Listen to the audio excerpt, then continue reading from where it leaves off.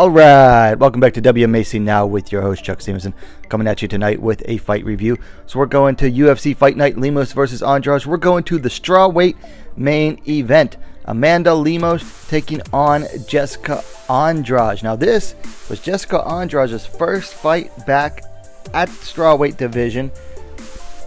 The former Strawweight champion had gone up to Flyweight for a few fights, went 2-1 up there, only losing to the champ, which, hey, that's no real black eye on her record or anything, and decided that she's going to come back down to Strawweight, and she stepped right in against a very dangerous, heavy-handed striker in Amanda Lemos. So this is set to be a good one, and main event too, first time for Lemos. Alright, so let's get into the first round. Lemos took the center, leading with jabs and low kicks. She was keeping Andrade outside. Andrade, she showed some good footwork here. She utilized her footwork, scored with a low kick and a kick to the body, as she, kind of kept using her footwork and her feints, mixed them in to keep Lemos off guard for a little bit. And then a Lemos low kick managed to stagger Andrade. Then Lemos landed another high kick. Andrade, at this point in the fight, she was staying on the outside, just kind of like biding her time. Like you could tell she was like kind of, looking for an in, looking for a way inside. And then Lemos threw a kick kind of high. Andrade caught it, held onto the foot just long enough to get Lemos onto her back foot and kind of chasing Lemos down.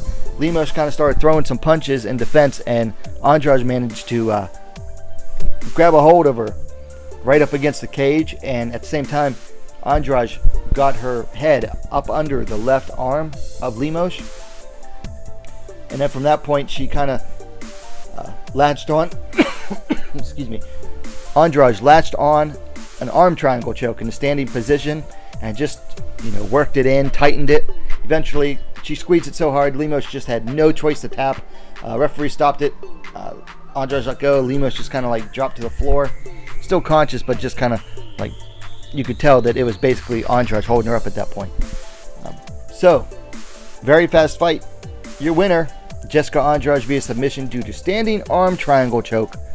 3 minutes 13 seconds of the first round. Fight was over that fast. I'll admit, I thought this fight, it was either going to be a Lemos early finish, or Andrade was going to survive and draw it into deeper territory. I did not foresee Jessica Andrade first round finish here by submission, but she continues to surprise me as a fighter.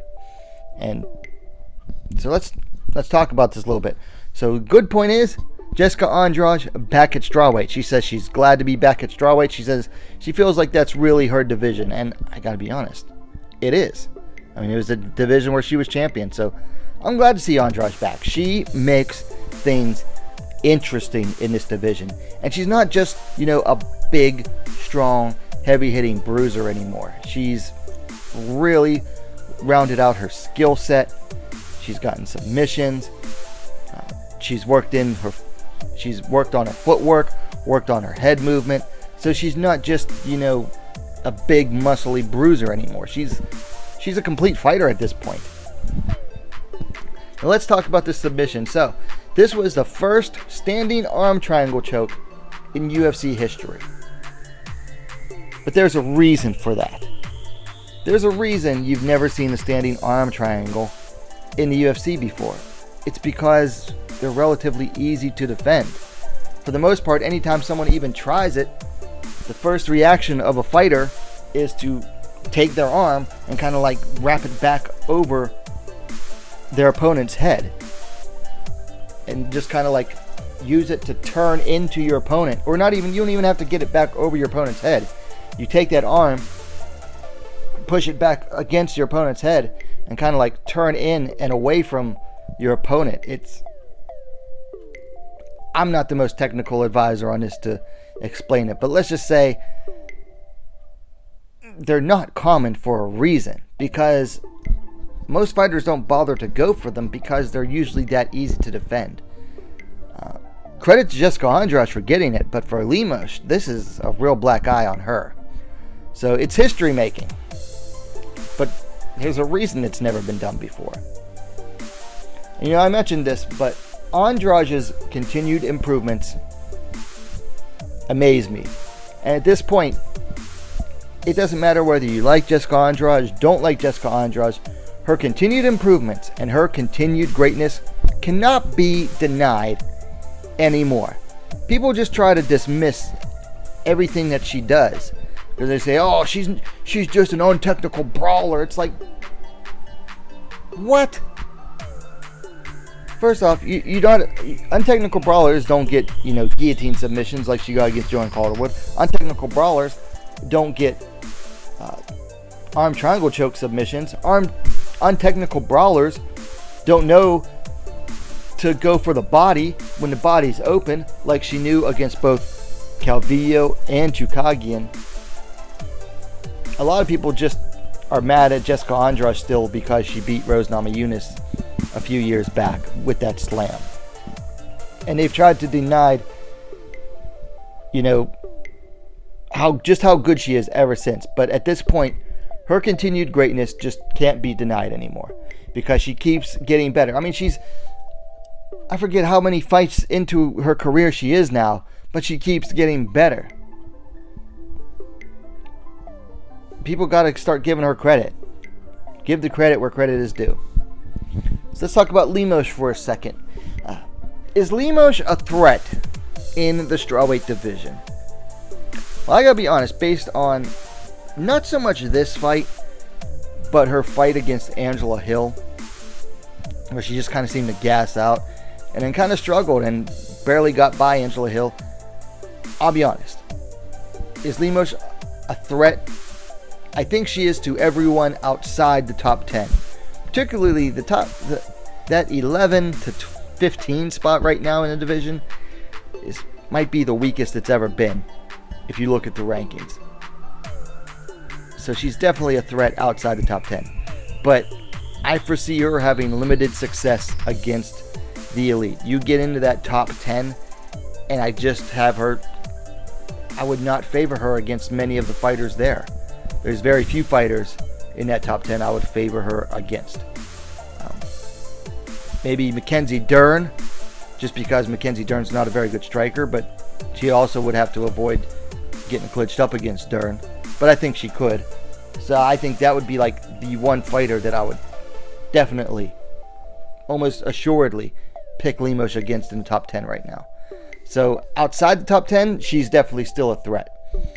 Inside the top 10, doubtful. One last thing here. I'll tell you what. With Andrade coming back down from flyweight and finishing a top 10, the number 10 ranked fighter, being the former champ who was in the top 5 when she left the division, now she's back in. The ranking updates are going to be fun this week. I cannot wait to see where they put Andrade in. Back in the rankings at strawweight this week. So let's talk about things to work on for Andrade. I'd like to see her work on her low kick defense more. Got to start checking those kicks. I mean, Lemos staggered her at one point, and had Andrade not recovered fast and Lemos chosen to pounce, it might not have worked out so good for her. For Lemos, well, obviously the first, she's going to go back in the gym and go, how the heck do I defend against that choke? She's going to want to know, how did I get stuck in that? And then how do I defend against it? So not a whole lot to work on because the fight was fairly fast. For fights to make. For Lemos, sticking with Lemos. You just fought someone who technically was number 1 at flyweight, but wasn't ranked currently in your division. So it'd be very hard to argue giving her a chance to move up the rankings again right now.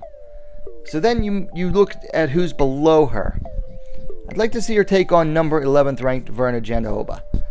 Jandiroba not a big threat in the striking, although Jandiroba does hit hard. not so much a threat in the striking, but she would be a threat as far as the clinch and the grappling goes. And I think that would be a very fun fight between Lemos and Jandiroba. For Jessica Andrade, you've got a couple options. So she wants to face the winner of Wei Lijian versus Joanna Jędrzejczyk 2. That would be a good one, because beating the winner of that fight would put her right back in the title contention.